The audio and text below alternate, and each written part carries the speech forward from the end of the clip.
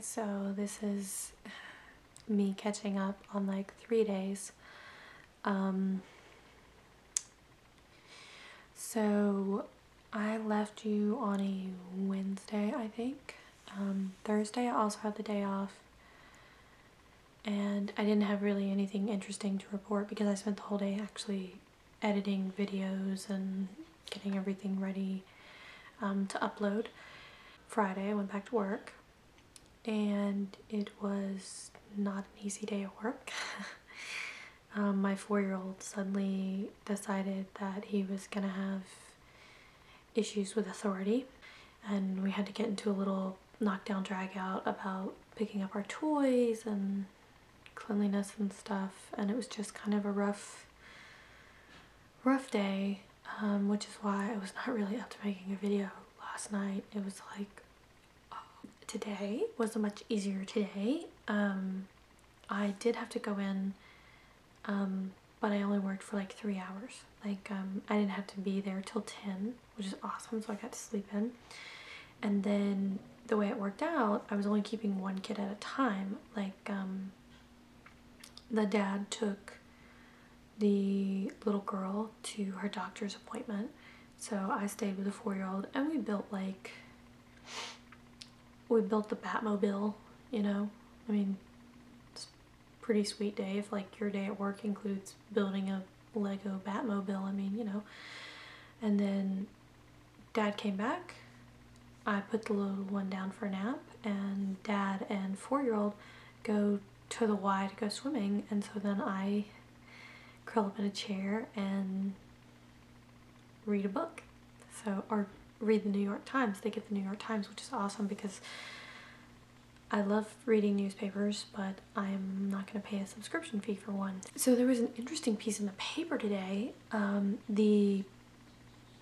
I guess like the American Presbyterian Church voted to remove stock that they had in 3 companies that were supporting Israeli efforts to take back Palestine. And it was part of the, I guess it's like a disengagement process in which they said, you know, we still love the Jews, we believe that Israel has the right to exist, but, you know, leave Palestine alone. And, you know, the thing that struck me, it was the fact that the U.S. Presbyterians have $21 million in these 3 companies invested. $21 million, implying that there are millions of other dollars invested in other companies. Why does the church need that money? What are you doing with $21 million?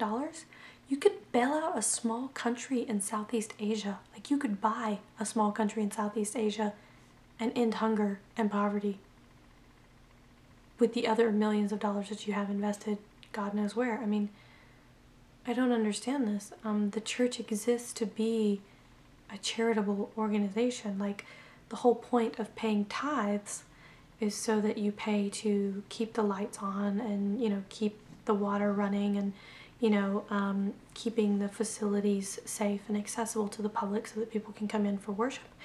And then the rest of that money is supposed to go towards the church helping charitable organizations. Like, it pays for your missionaries abroad, it pays for, you know, like after school programs for kids. Money should go to like prison outreach programs, to all these other things.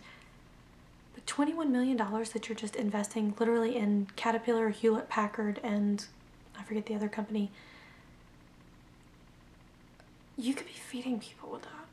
You could be clothing people, you could be housing people, you could be hiring people as janitors in your churches and caretakers on your grounds. Like, what kind of stewardship is this? And it's not just against the Presbyterian Church, because I know they're not the only one that does this, but they're the one that, I guess, like, you know, they were in the article, and that's what I noticed. And I just remember thinking, how is this a good thing? Why is this money not being used to help the people who need it the most? The people whom we're sent to help? I don't know. just an interesting little tidbit for the day. Also, my first bout of homesickness, slightly cured by talking to my best friend, who she's a big chunk of my heart. I'm so glad that I still have her. And apparently I was talking so much I ran out of tape. Aside from my best friend and my mom, no one from back home has really checked in on me. Other than there's another friend of mine that like we did a play together years and years ago, and we recently reconnected. She came to see one of my last burlesque shows, and I don't think she has my phone number. Like, we're Facebook friends, and so she's been posting stuff on my Facebook to be like, hey, you know. And I've gotten one message from another person whom, like, we're friends. I actually kind of was an assistant teacher in one of her acting classes, and we became closer, and you know, like we're pretty good. But she sent me like a Facebook message saying, hey, you know, hope you're doing well. But for the most part, I mean, my mom and my best friend are the only people who've actually called me and been like, hey, just want to make sure you're still alive. It's not that I need constant reassurance, but I had this fear whenever I was leaving Shreveport of like, maybe I'm gonna leave and no one's gonna even notice that I'm gone. And it sounds selfish, I know, but what I mean by that is I want to feel like I've made a difference in my community, in the artistic community, you know, as an artist, as a volunteer, as a friend, as a human being.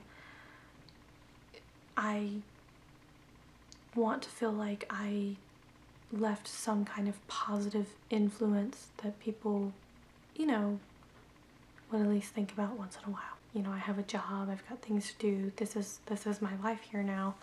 I've been here for almost 3 weeks, and I don't know, the first feeling of like, wow, everybody else has forgotten me just kind of hit today. And not a cool feeling at all. But I mean, I did have a really good chat with my best friend about this and about how like I just feel, I don't know, it was,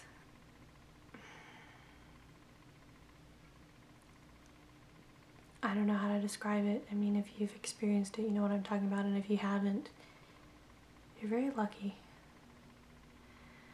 But it's also the feeling of realizing that I had a place where I felt like I belonged, and now I have to find that place and find that feeling again. And I don't know how I'm going to do it because I've got to basically build it from the ground up, and that's not an easy thing to do. And honestly, I don't want to. I like the friends that I have. I like being a member of the tribe that I'm already in. I like things the way they were. And the idea of having to kind of, in a way, replace those friends with people who are geographically closer, it's kind of scary, and it feels disloyal, and it just, I don't know, I just don't do change well, I guess. And I know that like the people who are meant to be in my life will stay in my life. You know, I have so many friends that, you know, we see each other maybe once or twice a year, but we pick up where we left off, and sometimes it's years between seeing each other, but we're still connected and we're still there, and it's still good. But it's really scary when you're not sure which of your friends are going to stay in that loop and which ones are just going to be the ones that stop calling and stop talking to you on Facebook, and then they're just gone, you know? And I mean, That's life, that's how it's supposed to be. But knowing that that's how it's supposed to be doesn't make the way it feels feel any easier or any better. In a month, less than a month, I'm going to be 26 years old, and I feel like I'm starting over again. Like, I'm renting a room. Like, one piece of furniture in the entire room is something that's mine. It's something that I bought when I got here. And I don't know, it's kind of, what do you have to show for your life kind of moment. Back home I did have things to show for my life and my time and my work, and those things aren't important. They're really not. They're creature comforts. But they are comforting. And so right now is not exactly a comfortable time. I mean, like, I'm growing, and growth is never easy or comfortable, but I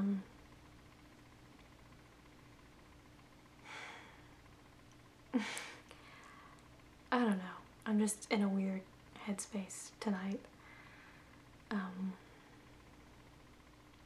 And I will get to the other side and be okay, probably by tomorrow morning. But this is where I'm at right now.